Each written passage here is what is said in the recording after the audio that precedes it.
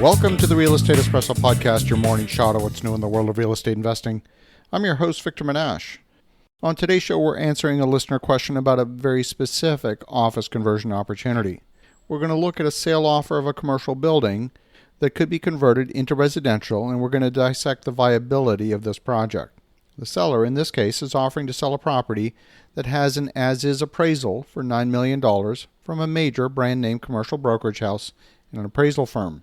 The seller purchased the building a couple of years ago for $5 million. He's willing to sell or finance the building with $750,000 in secured debt and another $2.25 million in forgivable debt that would be unsecured. The offering prospectus has a plan to convert the building to residential. The assertion is that the building would be worth up to $17 million after the conversion is completed and leased up and stabilized. The building is currently 50% occupied, and the question is whether this offer is a good deal or not. The disclosure states that the current gross income is approximately $1 per square foot per month, or about $12 per square foot per year.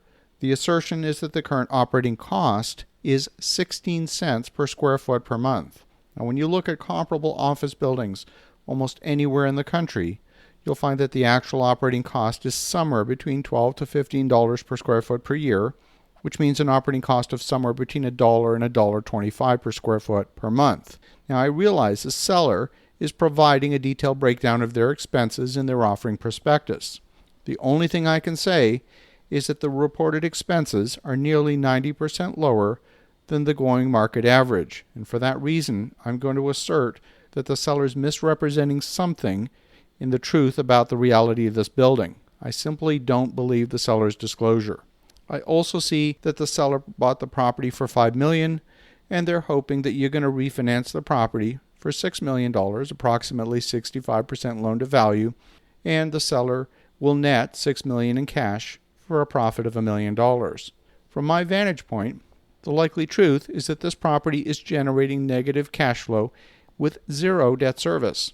If you're going to borrow $6 million, then the monthly debt service at a 5.5% interest rate is going to run you about $37,000 a month on a 25-year amortization.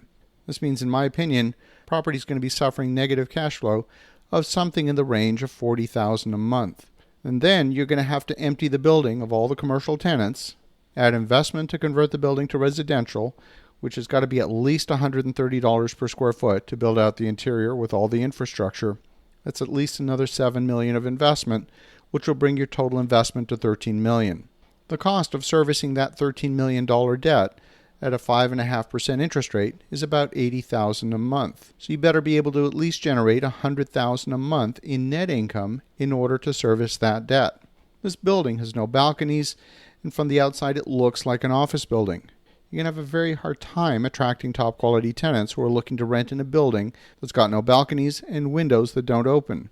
If you're going to replace all the windows, you're looking at additional costs that's not in the budget.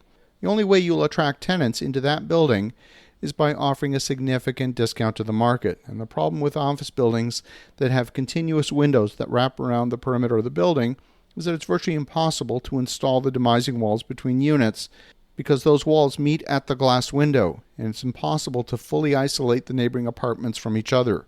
The seal between apartments will not be perfect, and sound will transmit through the glass pane from one apartment to the other.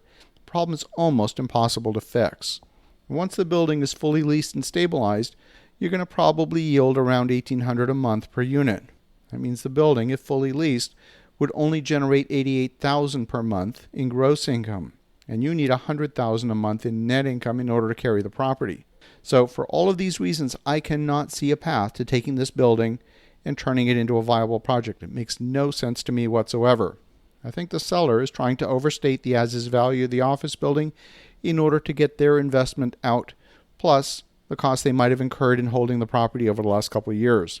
They're trying to engineer a solution where they get their money out without taking a loss, and they're hoping that you, the buyer, is going to be left holding the bag.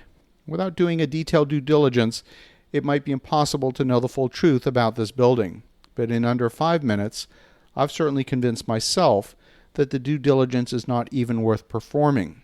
There's no deal here, and I personally would not spend the time to perform the due diligence, unless you want to go into it for a learning exercise. The message to you and to the listeners at home is to perform some simple math that tells you whether you're even in the right ballpark to spend the time and effort to dig deeper. As you think about that, have an awesome rest of your day. Go make some great things happen. We'll talk to you again tomorrow.